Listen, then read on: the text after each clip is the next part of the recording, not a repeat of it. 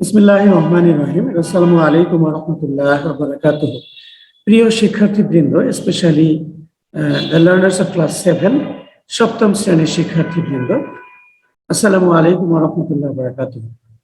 প্রিয় শিক্ষার্থীবৃন্দ, আজকে আমি সপ্তম শ্রেণীর ইংরেজি বিষয়ের যে চতুর্থ সপ্তাহের অ্যাসাইনমেন্ট সে বিষয়ে কিছু কথাবার্তা বলতে যাচ্ছি, অর্থাৎ গাইডলাইনমূলক কিছু আলোচনা করতে যাচ্ছি। শিক্ষার্থীবৃন্দ, তোমরা জানো যে বিশ্বব্যাপী করোনা প্যান্ডেমিকের কারণে সারা বিশ্বের শিক্ষা ব্যবস্থা প্রায় স্থবির হয়ে পড়েছিল। এর ভেতর দিয়েও বাংলাদেশ সরকার বিভিন্ন সময়ে বাংলাদেশের শিক্ষা ব্যবস্থাকে সচল রাখতে প্রিয় শিক্ষার্থীদের বিকাশ সাধনের লক্ষ্যে অ্যাসাইনমেন্ট প্রথা বা অ্যাসাইনমেন্ট পদ্ধতি প্রচলন করেছিলেন এবং সেই প্রচলন হিসেবে এখনো পর্যন্ত অ্যাসাইনমেন্ট পদ্ধতি চালু রয়েছে। এখানে লক্ষ্য করা যাচ্ছে যে আমাদের কোমলমতি শিক্ষার্থীবৃন্দ বিভিন্ন প্রতিষ্ঠান কর্তৃক প্রস্তুতকৃত অ্যাসাইনমেন্ট হুবহু নোট করে অ্যাসাইনমেন্ট তৈরি করছে, একদম হুবহু ফার্স্ট টু লাস্ট লিখে অ্যাসাইনমেন্ট তৈরি করে জমা দিচ্ছে। এর ফলে শিক্ষকরা এই বিষয়টাকে ভালোভাবে দেখছেন না, ভালো কমেন্টও করতে পারছেন না। যাই হোক, হতে পারে তোমরা অ্যাসাইনমেন্ট লেখার ক্ষেত্রে বিভিন্ন সোর্স থেকে গাইডলাইন হিসেবে কিছু পরামর্শ নিতে পারো, কিন্তু কোনো একটি প্রস্তুতকৃত অ্যাসাইনমেন্ট হুবহু লিখে সেটিকে জমা দেওয়া মনে হয় উচিত নয়। তাহলে তোমাদের কি বিকাশ সাধিত হবে? তোমাদের মস্তিষ্কের ডেভেলপমেন্টটা কোথায় হবে? অবশ্যই অ্যাসাইনমেন্ট তৈরি করতে হবে নিজস্ব সুচিন্তা প্রসূত, অনেক বিবেচনা করে, বিচার বিশ্লেষণ করে, বইপত্র ঘাটাঘাটি করে অ্যাসাইনমেন্টটি তৈরি করা উচিত। যাই হোক, আমি আজকে সপ্তম শ্রেণীর চতুর্থ অ্যাসাইনমেন্ট ইংলিশ বিষয়ের অ্যাসাইনমেন্ট নিয়ে কিছু কথা বলবো। এটি মূলত একটি গাইডলাইন, পূর্ণাঙ্গ অ্যাসাইনমেন্ট নয়। আশা করি টিউটোরিয়ালটি দেখলে তোমরা নিজেরাই অ্যাসাইনমেন্টটি তৈরি করতে পারবে, আমার দৃঢ় বিশ্বাস রয়েছে। তাহলে চলো প্রিয় শিক্ষার্থীবৃন্দ, দেখে আসি আসলে কিভাবে আমরা অ্যাসাইনমেন্টটা তৈরি করতে পারি। Fourth week assignment, class 7 subject English, guidelines for writing the given assignment। কিভাবে আমরা অ্যাসাইনমেন্টটি তৈরি করতে পারবো ক্লাস 7 এর এ সম্পর্কিত কিছু গাইডলাইন। প্রথমত আমি কোশ্চেনটি এখানে তুলে ধরেছি। অ্যাসাইনমেন্টে কি করতে হবে? অ্যাসাইনমেন্ট লিখতে হবে making a list of the people whom you are thankful to. সমাজে প্রচুর মানুষের সাথে আমাদের ওঠা বসা, বসবাস করতে হয়। অনেক লোকের দ্বারা আমরা বিভিন্ন সময় নানাভাবে উপকৃত হয়ে থাকি। সেজন্য আমরা তাদের প্রতি কৃতজ্ঞ বা তাদের প্রতি কৃতজ্ঞতা প্রকাশ করে থাকি এবং কৃতজ্ঞ থাকি। তো এই বিষয়ে যে সকল ব্যক্তির প্রতি আমরা কৃতজ্ঞ, এমন কয়েকজন ব্যক্তির সম্পর্কে আমাদের যে বিষয়টি এখানে উল্লেখ করতে হবে, অ্যাসাইনমেন্টে যোগ করতে হবে, সে বিষয়গুলো হচ্ছে guidelines for writing assignment, steps, scopes আর কিউস, অর্থাৎ পদক্ষেপ অথবা যে সুযোগ সুবিধাগুলো আমরা এখানে পাবো অ্যাসাইনমেন্ট লিখতে গিয়ে, বা যে সূত্রগুলো এখানে যোগ করতে পারবো সেগুলো কি কি? Make a list of 6 people whom you are thankful to. যে সকল ব্যক্তির প্রতি আমি কৃতজ্ঞ, অনেক ব্যক্তির প্রতি আমি বিভিন্ন সময় বিভিন্ন কারণে কৃতজ্ঞ, সেখান থেকে উল্লেখযোগ্য 6 জন ব্যক্তির একটি তালিকা তৈরি করতে হবে। প্রথম কাজ, তালিকা তৈরি করতে হবে। রাইট দেয়ার ফুল নেমস, তাদের পূর্ণ নাম লিখতে হবে। Write their relationship with you, e g aunt, gardener, etcetera. তাদের সাথে তোমার সম্পর্ক কি সেটা লিখতে হবে। এখানে খেয়াল করেছো, আন্ট, গার্ডেনার, মালি, বাগানের মালিক, তার কাছ থেকেও তুমি বিভিন্নভাবে উপকৃত হতে পারো এবং তার প্রতি কৃতজ্ঞ থাকতে পারো।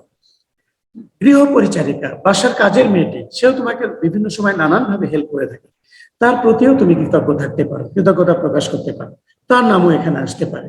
তো 6 জন ব্যক্তির নাম, পূর্ণ নাম লিখতে হবে, তাদের সম্পর্ক লিখতে হবে। Right at least one of their qualities.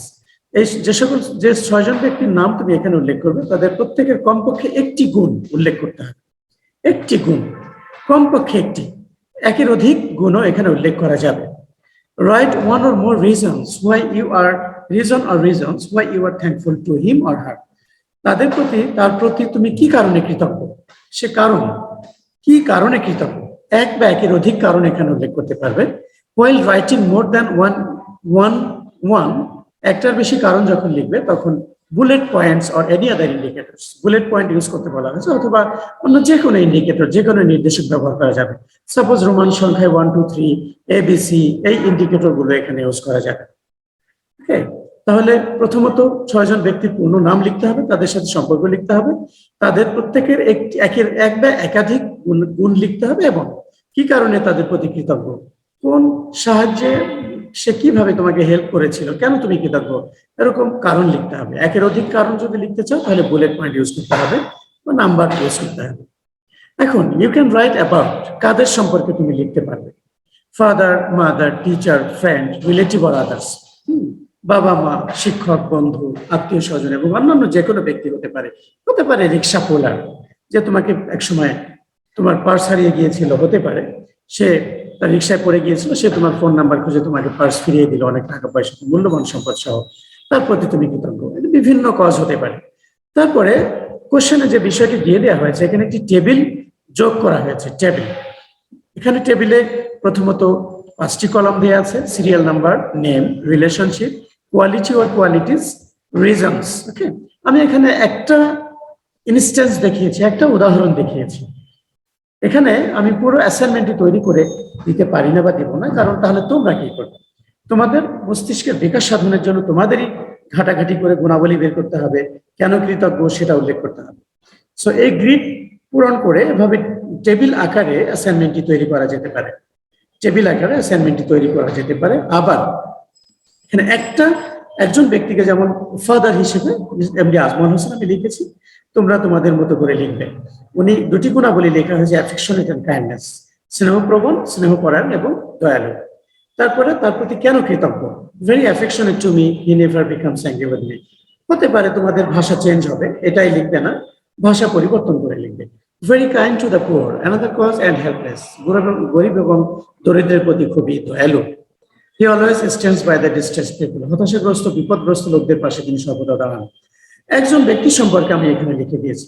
এখন অ্যাসাইনমেন্টে তোমরা কিভাবে লিখবে, প্রথমত একটি ইন্ট্রোডাকশন বা ইন্ট্রোডাক্টরি আলোচনা লিখবে, সূচনামূলক একটি আলোচনা লিখবে। এখানে ইন্ট্রোডাকশন লেখার কোনো প্রয়োজন নেই, সরাসরি বুলেট পয়েন্ট দিয়ে লিখতে পারো, পয়েন্ট দিয়ে লিখতে পারো যে আমি এখানে একটা সূচনামূলক একটা আলোচনা দিয়েছি, but you will not quote, you will not write down this discussion in your assignment. Okay, I am a human being, I of course live in a society. As a social being, I have deal with many persons every day for various purposes. বিভিন্ন দেশে অনেক লোকের সাথে আমার উঠা বসা চলাফেরা করতে হয়।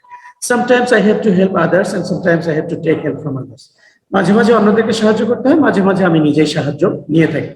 There are many persons around me who directly or indirectly help me. আমার চারিপাশে অনেক ব্যক্তি রয়েছে যারা প্রত্যক্ষভাবে এবং এমনকি পরোক্ষভাবে আমাকে সাহায্য করে থাকেন। I am really very much thankful to those persons, ওইসব ব্যক্তিদের প্রতি আমি রিয়েলি খুবই কৃতজ্ঞ। এটি একটি ইন্ট্রোডাক্টরি আলোচনা। আমি আবারও বলছি, তোমরা এটা কিন্তু হুবহু নোট করবে না, নোট লিখবে না। আমি কিন্তু পুরো অ্যাসাইনমেন্টটি লিখে দিচ্ছি না, জাস্ট গাইডলাইন কিভাবে লিখবে। একটা ইন্ট্রোডাক্টরি ডিসকাশন আলোচনা তোমরা নিজের মতো করে এখানে লিখবে। তারপরে here is a list of such 6 persons whom I am thankful to. হ্যাঁ, আমি ওই যে সকল ব্যক্তির প্রতি কৃতজ্ঞ তাদের মধ্যে 6 জনের নাম এখানে উল্লেখ করছি। Mister A father, Mrs be mother, এভাবে তোমরা 6 জন ব্যক্তির নাম এখানে লিখবে। হতে পারে গৃহ পরিচারিকা, হতে পারে একজন রিক্সা পোলার, হতে পারে তোমাদের ড্রাইভার, ওকে, হতে পারে বড় ভাই, হতে পারে টিচার, হতে পারে একজন বন্ধু, এরকম 6 জন ব্যক্তির নাম লিখবে। নাম লেখার পরে তারপরে কি লিখতে হবে, লিখবে তাদের কোন একটি গুণাবলী। এখানে বুলেট পয়েন্টে আবার লেখা হলো যে the quality or qualities of the persons and the reasons of my thankfulness to those persons আর, ওই সকল ব্যক্তিদের গুণাবলী এবং তাদের প্রতি কি কারণে আমি কৃতজ্ঞ সেগুলো এখানে নিচে বর্ণনা করা হলো। অর্থাৎ তাদের একটি করে বা একাধিক গুণ এবং এক বা একাধিক কারণ উল্লেখ করতে হবে, সেটা এখানে লিখতে হবে। তাহলে এটাকে আমরা উপরে একটি ছক বা টেবিল দেখানো হয়েছে, টেবিলেও উল্লেখ করতে পারো, ওখানে দেখিয়েছি আমি কিভাবে লিখতে পারো। আবার নিচে যেভাবে দেখাচ্ছি এভাবেও লিখতে পারো। কিভাবে, যে মিস্টার এ ফাদার, কোয়ালিটিস লিখেছি অ্যাফেকশনেট এন্ড কাইন্ডনেস, রিজনস কেন আমি কৃতজ্ঞ বাবার প্রতি, very affectionate to me, he never becomes angry with me. এই ভাষাগুলো চেঞ্জ হবে, তোমাদের মতো করে তোমরা লিখবে। Very kind to the poor and helpless, গরিবদের প্রতি খুবই দয়ালু এবং অসহায়দের প্রতিও দয়ালু। He always stands by the distress people, দুর্দশাগ্রস্ত লোকের পাশে তিনি সর্বদা দাঁড়ান। এখন একজন ব্যক্তি হয়ে গেল, ওকে, একজন ব্যক্তি এখানে হয়ে গেল। সিমিলারলি পার্সন টু, এখানে দ্বিতীয় ব্যক্তির নাম লিখবে, ব্র্যাকেটে তার রিলেশনটা লিখবে, ব্র্যাকেটে তার রিলেশনটা লিখবে। প্রথমেই কিন্তু উপরে একবারে উপরে কিন্তু 6 জন ব্যক্তির নাম লেখা হয়েছে এবং রিলেশনও লেখা হয়েছে ব্র্যাকেটে একবার। আবার এখানে ইন্ডিভিজুয়ালি 1 নম্বর ব্যক্তির কোয়ালিটি লেখা হলো, তার প্রতি কৃতজ্ঞতার কারণ লেখা হলো। এবার দ্বিতীয়ত এখানে লিখবে আরেকজনের নাম লিখবে, তার দুটি গুণাবলী, 2 বা 2 এর অধিক, 1 বা একাধিক, 1 2 3 4, 2-3টা গুণাবলী লিখতে পারবে। তারপরে কি কারণে কৃতজ্ঞ 1 2 দিয়ে সেটার কজ, 2টি কারণ বা 3টি কারণ বা 4টি কারণ তুমি এখানে উল্লেখ করে দিতে পারো। তোমার অ্যাসাইনমেন্টটাকে একটু বড় করার জন্য বেশি কারণ লিখতে পারো, 1 2 3 4 5। ঠিক আছে, তাহলে প্রিয় শিক্ষার্থীর জন্য আমার মনে হয় তোমরা বুঝতে পেরেছো যে কিভাবে অ্যাসাইনমেন্টটি তৈরি করতে হবে। আমি কিন্তু 2টি পদ্ধতি দেখাইলাম, একটা হচ্ছে কোশ্চেনে প্রদত্ত এভাবে ছক করে করতে পারবে, তাহলে একাধিক পেজে বারবার ছক করতে হবে, অথবা প্রত্যেক ইন্ডিভিজুয়াল পার্সনের নাম উপরে লিখে প্রত্যেকের জন্য আলাদা টেবিল, আলাদা ছক তৈরি করতে পারে। যেমন এখানে একটা টেবিল তৈরি করা হয়েছে, এখানে উপরে একজনের নাম দিলাম, তারপর দ্বিতীয় টেবিলে আবার আলাদা করে করলে, এভাবে করতে পারবে, বা একটা টেবিলের মধ্যে করতে পারবে। অথবা এইভাবে নিচের পদ্ধতিতেও এখানে নিচে একজন ব্যক্তির নাম, তার এক বা একাধিক গুণাবলী, তার প্রতি কৃতজ্ঞতার কারণ, আবার দ্বিতীয় ব্যক্তির নাম, এক বা একাধিক গুণাবলী, কৃতজ্ঞতার কারণ। এখানে আমি কতগুলো কোয়ালিটি উল্লেখ করে দিয়েছি। এই কোয়ালিটি গুলোকে তোমরা, যে শব্দগুলো বিভিন্ন ব্যক্তির ক্ষেত্রে ব্যবহার করা যায়, শুধু এগুলোই নয়, আরো অনেক শব্দ এখানে ব্যবহৃত হতে পারে। আমি অল্প কয়েকটা দিয়েছি, আরো অনেক শব্দ কোয়ালিটি হিসেবে তোমরা উল্লেখ করতে পারো। সুতরাং সেই শব্দগুলো যে কোনো ব্যক্তির কোয়ালিটিতে যোগ করে তার প্রতি কৃতজ্ঞতার কারণ হিসেবে তুমি 2 3 বা 4টি কারণ উল্লেখ করে দিতে পারো। এভাবে করে পরপর 1 2 3 4 5 6 7 এভাবে লিখতে পারবে। উপরের টেবিল অনুসারেও, উপরের টেবিলটাকে ফলো করেও তোমরা তোমাদের অ্যাসাইনমেন্টটি তৈরি করতে পারবে। সো প্রিয় শিক্ষার্থীবৃন্দ, আমি আবারও একই কথা বলছি যে তোমরা কিন্তু কোনো নির্দিষ্ট ব্যক্তির বা প্রতিষ্ঠানের তৈরিকৃত সম্পূর্ণ অ্যাসাইনমেন্টটি নোট করবে না। তাদের থেকে পরামর্শ নিতে পারো, শিক্ষকদের কাছ থেকে পরামর্শ নিতে পারো, বইয়ের থেকে পরামর্শ নিতে পারো। ঠিক আছে, বইপত্র ঘেটে বিভিন্ন ব্যক্তির থেকে পরামর্শ নিয়ে নিজের ভাষাকে কাজে লাগিয়ে, নিজের চিন্তা চেতনাকে কাজে লাগিয়ে অ্যাসাইনমেন্ট তৈরি করবে, সেটা যে সাবজেক্টেরই হোক না কেন। আমি তোমাদের অ্যাসাইনমেন্ট তৈরিতে কিছুটা সহযোগিতা করার জন্য কিছু গাইডলাইন এখানে দিলাম। পূর্ণাঙ্গ অ্যাসাইনমেন্টটি তোমরা নিজেরাই তৈরি করবে এবং শিক্ষকের কাছে সেটা সাবমিট করবে। আশা করি যদি টিউটোরিয়ালটি থেকে দেখে থাকো তাহলে কিছুটা উপকৃত হবে, অ্যাসাইনমেন্টটি তৈরি করতে সক্ষম হবে। যদি উপকৃত হও, চ্যানেলটাকে একটু সাবস্ক্রাইব করে দেবে, বিশেষ অনুরোধ। সো আবারও দেখা হবে, আবারও গাইডলাইন হিসেবে বা গাইডলাইন মূলক আলোচনা নিয়ে হয়তো পরবর্তী অ্যাসাইনমেন্টটি দিতে পারি। আর আমার চ্যানেল থেকে নিয়মিত বিভিন্ন গ্রামাটিক্যাল টপিক এটি আপলোড করা হয়ে থাকে। যে কোনো গ্রামাটিক্যাল টপিক, আমি ইতিমধ্যে কতগুলো টপিক আপলোড করেছি, সেগুলো দেখতে পারো, সেখান থেকেও হয়তো উপকৃত হবে আশা করি। তাহলে আজকের মতো বিদায় নিচ্ছি, আল্লাহ হাফেজ।